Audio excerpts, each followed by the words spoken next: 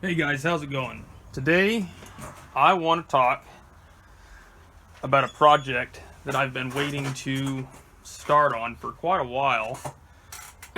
Um, for the longest time, probably the last 6 years, I've been wanting and looking for a Mcculloch 125.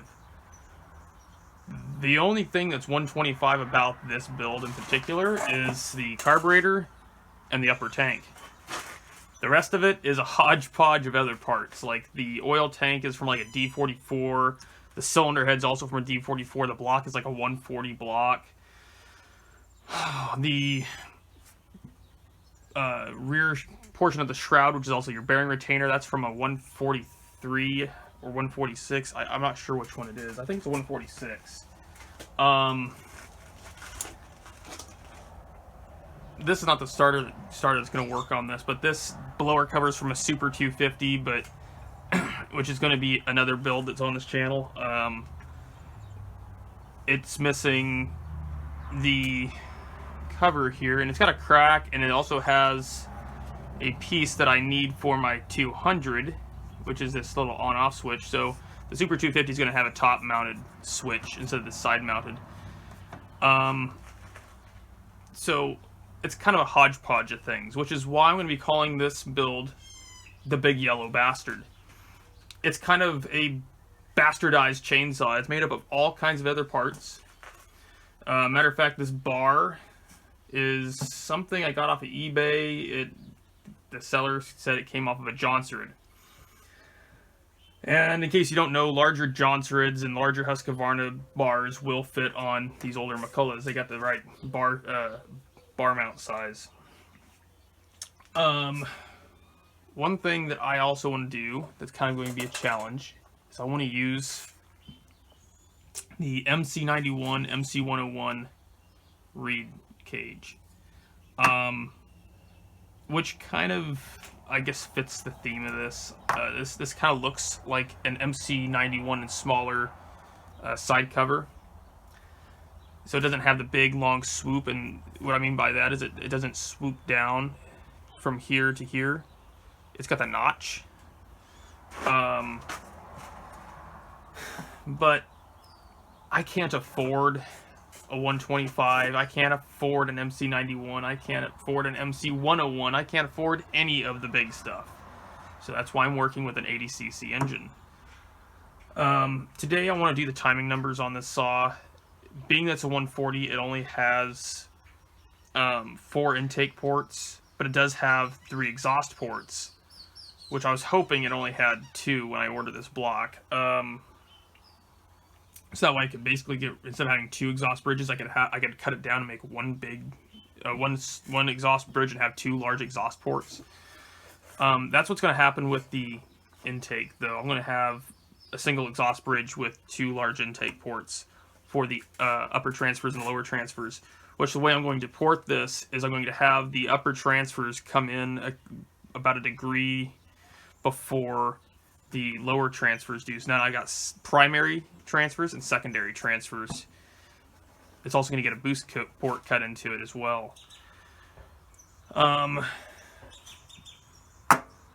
I figure because this is 80 cc's and this carburetor here is for 125, it should be more than sufficient for this saw. I don't have a top cover for it, so I'm just going to go ahead and put this little cone type filter. It's kind of flashy, little hot rod. It's different. It's most definitely different, which is all right. But other than that, I want to get into some of the things I'm running into with trying to make all this stuff work. By the way, I only had all that stuff sitting there. Nothing's bolted down. But yeah, this is an original 125 carb. I talked about the similarities between these and a Super Pro 81 carburetor in my the first part of my Super Pro 81 build series. And you can see inside of my, I got this kind of hooked in here. Inside of my tank, I had marked it out thinking I was going to maybe put like a Tillotson carburetor in there, or maybe try to find a BDC. But I was like, I really don't want to cut a hole in this. I want to try and use a stock intake. The only bad thing about this tank is it's got this little niche here. This tank came out of a scrapyard. My friend found it, and he said, "Hey, you like Mcculloch's, don't you?" I go, "Yeah." He goes, "I found this tank. I don't know what it's for, but I think it's for a Mac." And I was like, "You're right, it is." Which I want to know what happened to the rest of the saw. But one of my things that I'm going to have to deal with when building this saw is figuring out a mounting system. I don't think I'm going to attach the engine directly to the bottom of the tank using any kind of anti-vibe mounts. I'm going to try and just make a handle that comes up from the bottom and comes up, and this tank essentially just floats. I'm not sure how well that's going to work out, but we're going to try it. And the rear handle assembly, I'm thinking about getting a 125 lower handle assembly and taking that and then bolting it to the bottom of the block. But there's a few tricks to that, though. There's a few issues with doing it that way. So what I'll probably do is have to make my own custom lower handle assembly, so where it kind of swoops down and it bolts to the entire lower portion of the engine using the two lower mounting bolts, which the lower handle assembly, or the handle brace, whatever you want to call it, used to go to on the 250s and those other the 140. So all those saws that have the big air cleaner box that's rigid to the actual power head. So I'll have to figure something out on that. I'm not sure if I want to make it out of aluminum or if I want to make it out of steel. I can get some welding gas and for my TIG welder, and I can make one out of aluminum pretty easily. When it comes to the intake, I've got a couple ideas. There were some guys that were taking the cart reeds and putting them underneath these 125 top sections, and they made some custom little adapter that had like a nipple that fit inside of the intake boot. I've got another idea, and it involves just using this as a sealing surface. So this here would be going on the inside of a hole, and this would then seal on the outside of a plate. So that way the reeds just kind of, you know, sit in there kind of like this. See what I mean? Instead of having like a tube that fits in there and an intake that then blocks it out further, I can just use the pressure of the spring to hold it in place. But I gotta make a custom plate to adapt that kind of size to in here. So with all that said, I want to get set up to check the timing numbers on this block. So I need to go ahead and tear everything down and get down to just the block. I have the piston sitting here. This is kind of interesting. It is a thin ring piston. I went ahead and like tried and cleaned it up a little bit. Used like 2000 grit sandpaper and a buffing wheel. And I tried cleaning it up. Cleaned up the ring lands. The saw this came out of had like no compression, and that's because the piston rings were seized into the piston. I think whatever fuel, I don't know what kind of fuel they were running in that thing, but it smelled kind of like turpentine in the fuel tank. So, and the carburetor's full of it, and like I said, it looks like some kind of varnish. It's got a funky smell. It doesn't smell like old gas. It smells like turpentine to me. So I don't know if somebody accidentally put that in there, didn't know any better. I have no idea. Maybe they're trying to preserve the saw and they ran it on some turpentine to try and, you know, keep everything, you know, from rusting. I don't understand how that would work, but it gummed up everything. The piston rings were stuck. The carburetor's all gummed up. It's a, matter of fact, that's a flat back carburetor. This is actually kind of not a regular 143 type flat back. It has a different diaphragm. It has like the MC9 type diaphragm and pump in it. So that's going to be going in my 250 as soon as I get a diaphragm and everything for it. And you can tell it's an actual chainsaw carburetor. It's got the primer pump on it, and it also has two metering screws. I think the MC9s only have a high-speed screw. I don't know that for a fact, but from what I've seen of them, they only have a high-speed screw. This rod looks kind of like a cart rod to me. It doesn't look like the one that's in my 200. I haven't looked at the 250, but the way that this has the holes going, this way instead of 1, 2, makes me think this is a cart rod. It also looks like it's got some hardening done to it, or some kind of heat treat done to the actual stem of the rod. So if this piston rod is out of a cart, that's kind of cool, because this is a thin ring piston, which I've never seen one in a saw. Like I said, my 200, my 250, they both have the thick ring version of the piston. I have seen some thick ring single rings before. On eBay, they sold pretty quickly. I don't know what saw they came out of. I know they were an 80cc, but I don't know what model they were. But they had just one big thick ring, and this has two thinner rings. So anyway, let me go ahead and get this all tore down, and I'll show you guys what the timing numbers are on this. I'm really interested to find out. I know they're probably gonna be horrendous.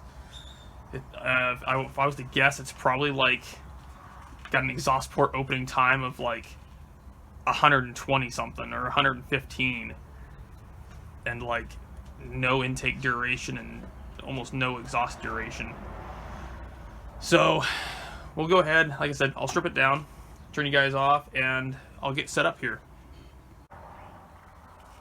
Okay, so I've got my dial indicator set up, and I've got my degree wheel zeroed out, and the way that I did that is I used my dial indicator because it's got a removable head. I don't have to use a piston stop with this.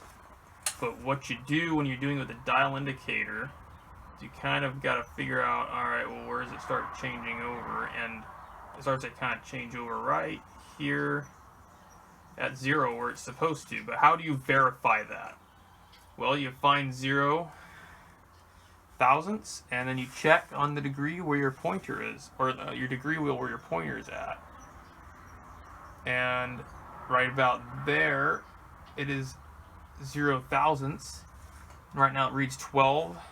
I go back this way. It should then go back to 0 thousandths and read about 12. Now, it's not super critical, at least I don't think, to get these perfect with these Macs, because they don't really have super perfect timing numbers from the factory. They're just kind of a guess.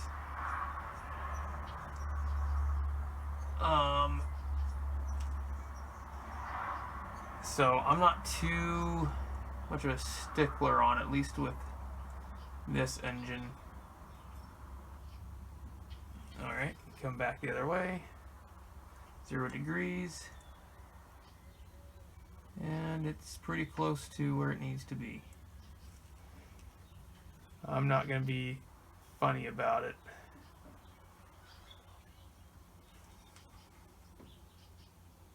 We'll get right there about 12. I'd say 12 is about where it needs to be.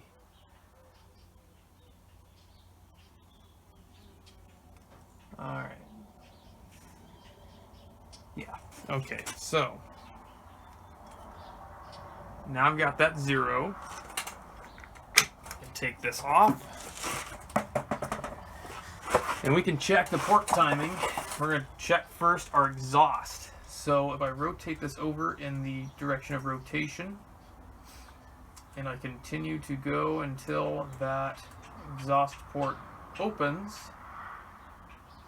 which is going to be right about there.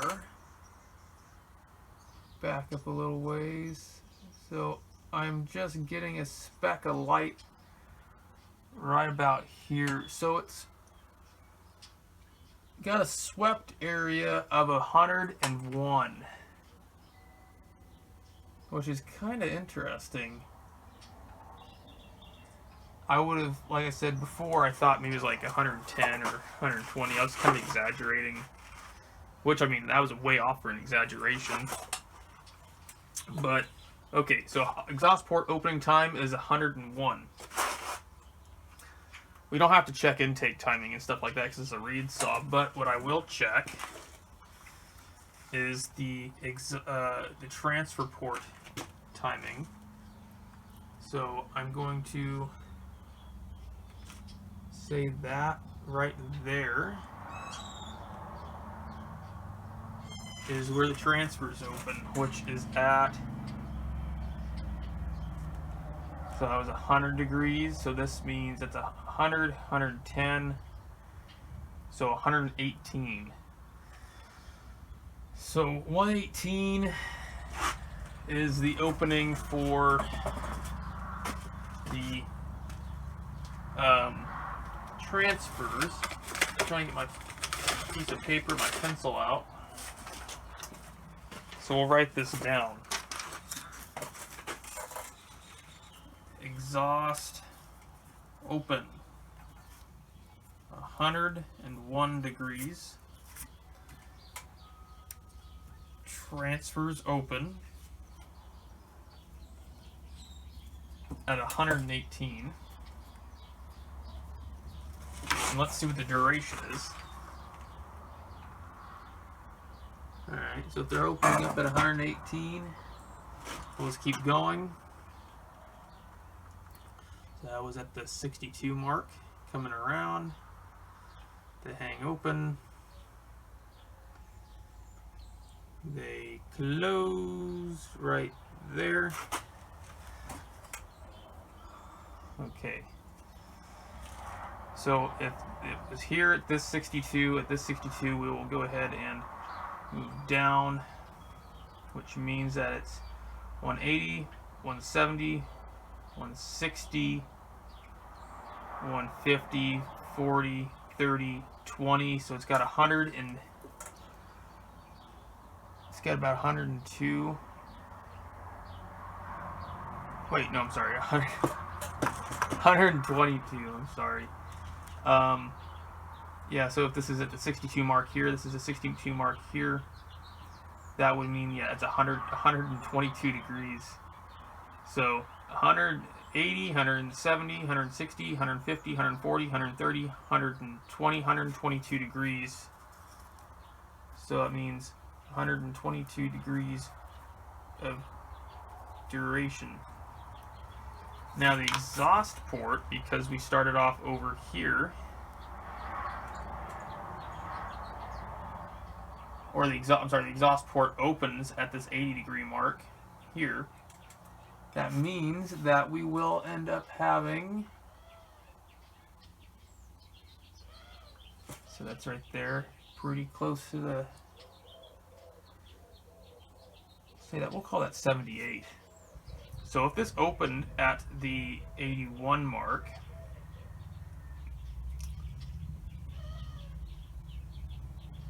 which would be right about here.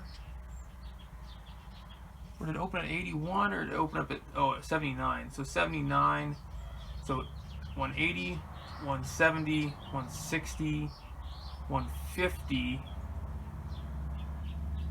So it's got 140, we'll say 148, or 147.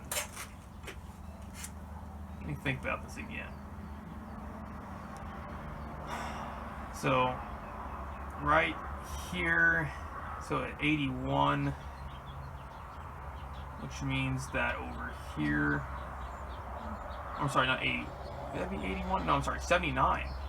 Yeah, 79, 79, which means I move this up 1, which means I'm adding on to it, which means that there is then,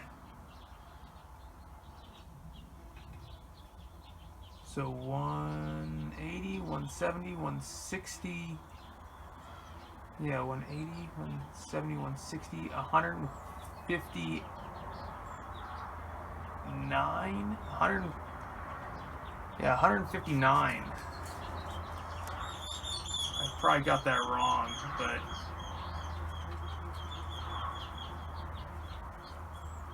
we also need to check the blowdown. So what I'm going to do is I'm going to come all the way back around till I come to the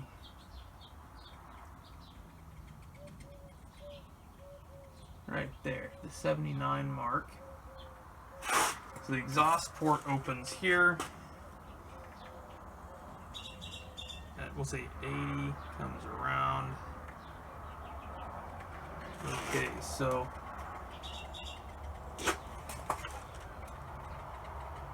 So 79, open this up.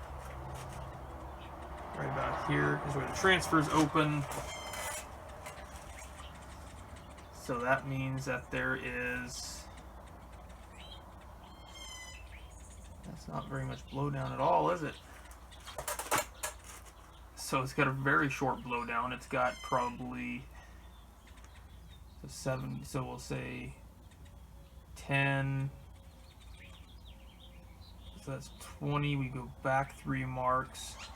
1, 2, 3. So it's got 17. It's got 17 degrees of blowdown. That's not very much at all.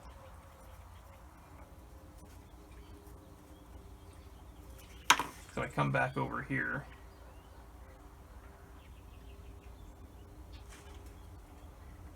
So it starts to crack. And the transfer opens. Right there.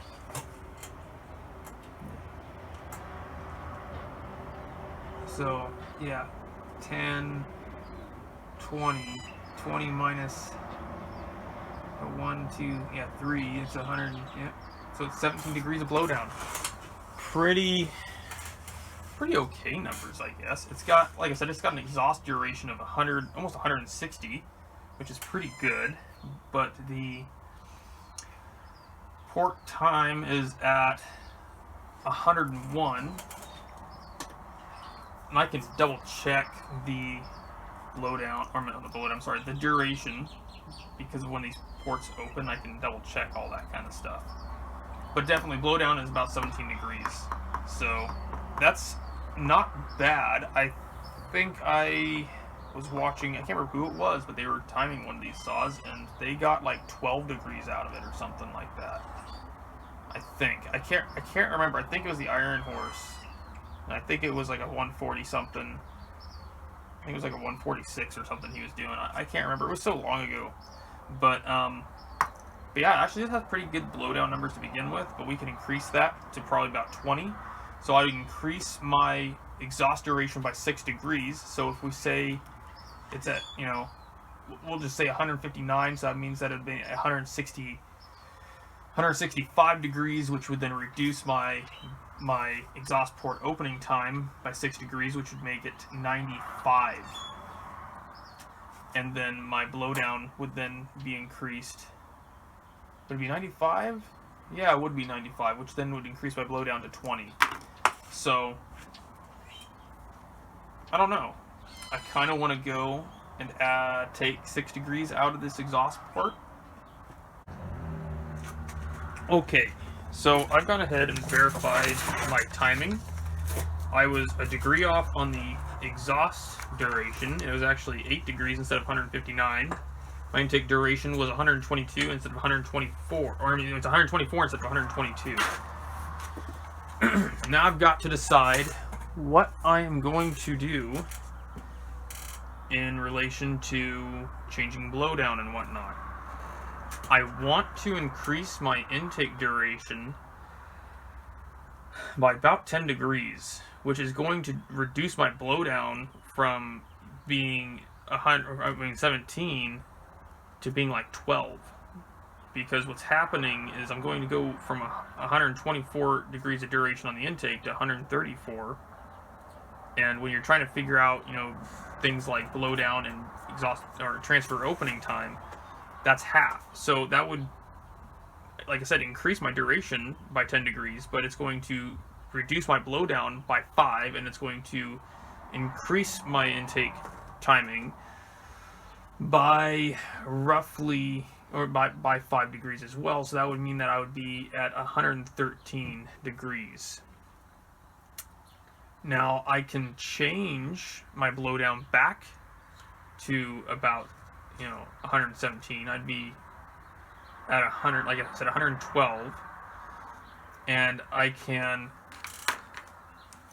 change my timing for my exhaust port opening to like 96, which would then re-increase my blowdown back to 117, but that would put me at 96. Well, I don't want to go that far, so what I would do is go for 115 instead. So I would increase my exhaust roof to be timing to 98 degrees. And I know I've said in the past, when you're changing your exhaust roof and things like that, you don't want to go more than 5 degrees anyway. So I could go to 96 on this, and I might. I just very well might. You know what? I think I will. I'm going to go 5 degrees. I'm going to go 96, which means that I'm going to increase my my blowdown would then increase by the same amount. It would go from, I would increase it by 5 degrees, not 6. So I'd go to 96 degrees of exhaust port opening. So that would increase my blowdown to 22 degrees. But then as soon as I try to increase my duration here, that's going to reduce it back down again to 17, so I keep my 17 degrees of blowdown. So you see what I mean? By increasing this by 10, my transfer timing will then increase 5 degrees. This will be increased 5 degrees. Everything will go up 5 degrees, but my blowdown will stay at 17. I could try and do 15 degrees of blowdown, but then I'll lose some RPM. So that's my plan anyway, is to move everything up 5 degrees. So, like I said, 96 on the exhaust. It'd be, lost it again. Oh wait.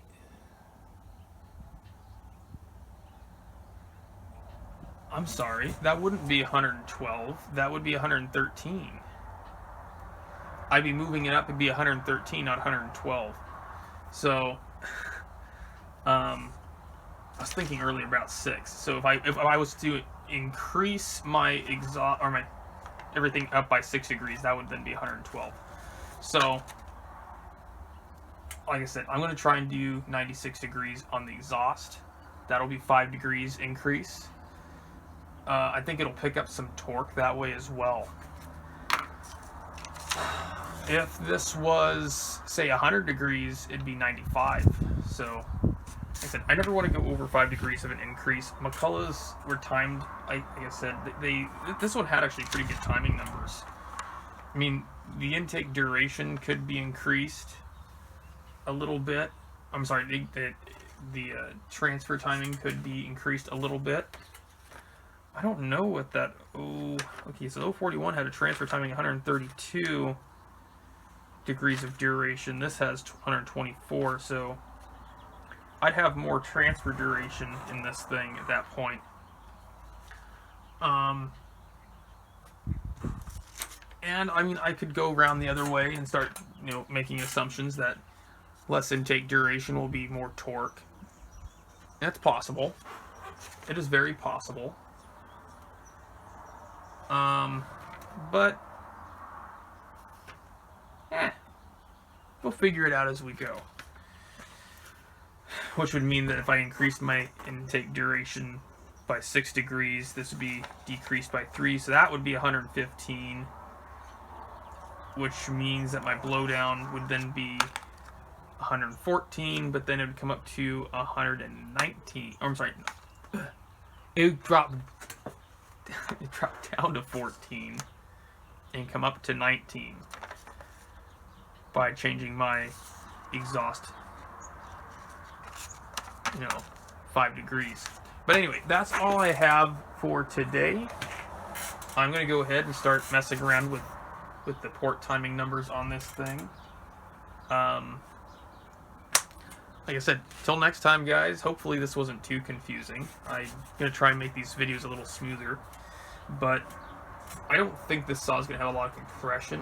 At least I don't think, because when this thing comes all the way up to here, man, it's like it's right at the edge. It's not flat. I could try and build more compression. I mean, I'm going to have a lot of compression to begin with, using this E44 cylinder head, which I will show you. That's the combustion chamber size right there. I mean, it's literally like the size of a golf ball. You stick a golf ball in there. So I'm going to go ahead and run the spark plug on the opposite side. I've already made a wire,